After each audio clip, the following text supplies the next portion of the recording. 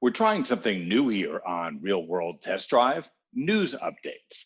Make sure to subscribe to Real World Test Drive on YouTube, and make sure to let us know what you think of the updates in the comments below.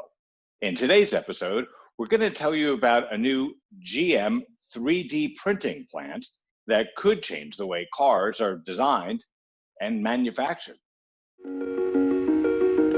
Traditionally, when we're making pre-production vehicles or prototype parts, it's very long lead times, tooling is very expensive, and so 3D printing allows us to achieve the same goals, do that faster, and do it cheaper. They call it the Additive Industrialization Center, which is a, quote, ground-up facility exclusively dedicated to productionalizing 3D printing in the automotive industry.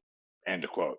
We at GM like to be at the forefront of technology deployment and evolution. So our mission is truly be the leader for additive manufacturing and value-added applications in the automotive space. The two main advantages of the 15,000 square foot facility: speed and price. In today's industry, we're not just making components for cars. We're actually looking at making manufacturing tooling and trying to change the way cars are made. Tools that we have done successfully include handheld tools, which an operator can use on the plant floor.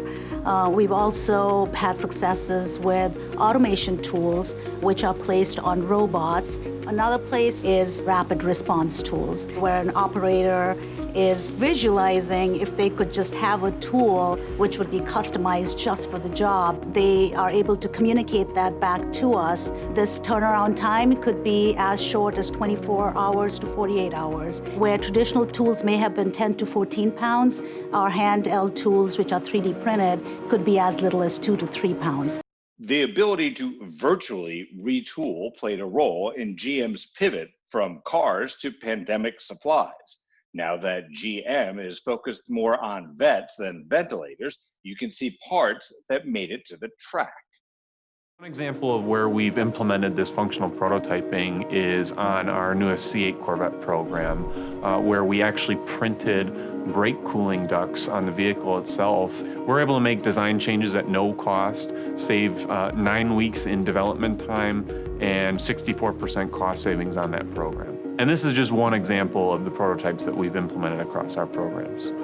Ironically, the Additive Industrialization Center is also playing a part in the retro manual transmission of the Cadillac V-Series models.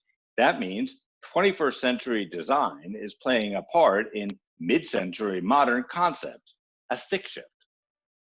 General Motors says 3D printing is allowing it to design and create parts in days instead of months or weeks.